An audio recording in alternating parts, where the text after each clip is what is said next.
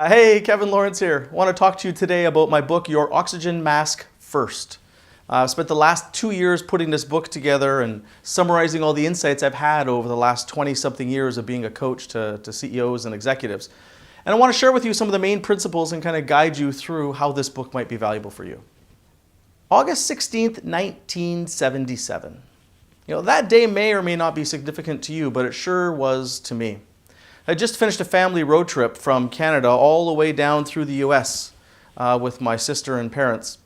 We had a great time, and we were listening to all kinds of 8-tracks at the time. 8-tracks, for those of you that don't know, are an old version of a CD or a cassette that you would listen to music. And we had Neil Diamond, Kenny Rogers, ABBA, and at that time, Elvis Presley, who was a big star. As we crossed the border back into Canada, we turned the radio back on as we were close to home. And the news flash came on that the king had died. In this case, that was the king of rock and roll, Elvis Presley. That had a huge impact on me that I didn't even realize at that time because I was only 7 years old. But Elvis had been a huge influence in our life. Huge, actually. In our dining room, we actually had this picture up on the wall. There were no other pictures up in our dining room but Elvis. We worshiped the man. But for me, I was fascinated as how could somebody who had it all, from my view, he was living the dream. He had a beautiful mansion he lived in. He was a famous rock star. He had a great family. He had his own private plane. Like, this guy had it all. But how was it someone that had it all would essentially destroy himself and give it all away? And that started an interest in my life. April 8th, 1994. Kurt Cobain ended up having a similar fate to Elvis. June 25th, 2009. Michael Jackson, another great performer for us that grew up in North America and even people in the rest of the world. July 23rd, 2011, Amy Winehouse. August 11th, 2014, Robin Williams. April 21st, 2016, Prince. So if you look at all of these people, they were incredibly successful, but somehow something went really, really wrong. And that has fascinated me. And really, I've been studying for the last 25 years, how do these dreams turn into such a nightmare, such that people's lives end up being cut short? A great quote from Neil Young, my, hey, hey, rock and roll is here to stay. It's better to burn out than to fade away. Lots of people would justify or rationalize that, rock stars, they live a hard, fast life and, they live big and they play hard and they work hard and that's just the way it is. And you could argue that.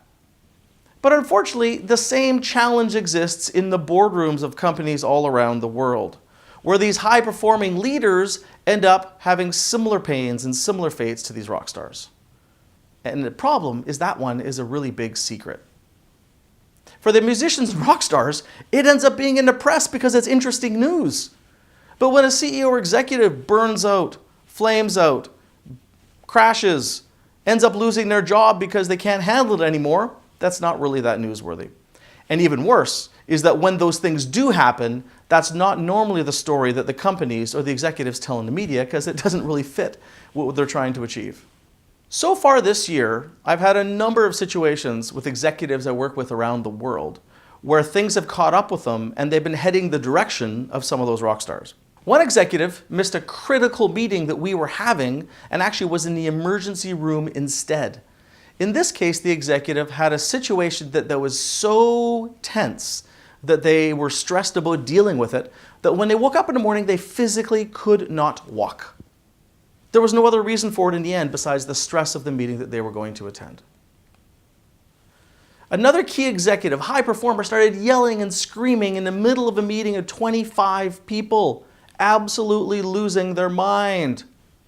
Not a normal behavior for them, but they were at the boiling point. They were starting to really lose it overall.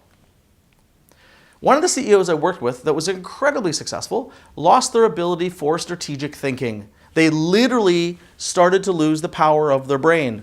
They'd had a physical injury that had affected their sleep, and a couple of other factors had essentially put them over the edge, and their brain was starting to fade away. They actually were calling me to get help with things that normally they wouldn't even need my help with because they were highly intelligent. But the strain on their brain was starting to shut them down. Another A++ executive suddenly resigned and quit their job because they could no longer handle the pressure and the commitment. In their mind, there was no way they were going to fail to deliver, so they just chose to move on. And the list goes on and on and on. This is a text that I got in September while I was over in the Middle East. An executive over in North America sent me this text. And for them, they also started to lose their ability to think clearly. So when I called them up that day and said, hey, what's going on? They said two things. They said, Kevin, I can no longer think clearly. My brain is starting to go to mush. And number two, I'm drinking a lot. So those are two things that are indicators that obviously you've pushed yourself way too hard, and that's really what your Oxygen Mask First is all about. Recent example would be the CEO of Uber. Now, I don't know him. What I do know is everything that happened are consistent with the behaviors of an executive that is burnt out, pushed themselves too hard, and then started to behave in ways that just doesn't make any sense. But hey, this isn't rocket science. This isn't brain surgery. Nobody dies. It's not true. In the business world, people lose it and decide to end their lives too. Yes, it happens in the music world and the fame world, but it also happens in the world of business. And I've seen it happen myself, unfortunately. You guys, this stuff's really serious.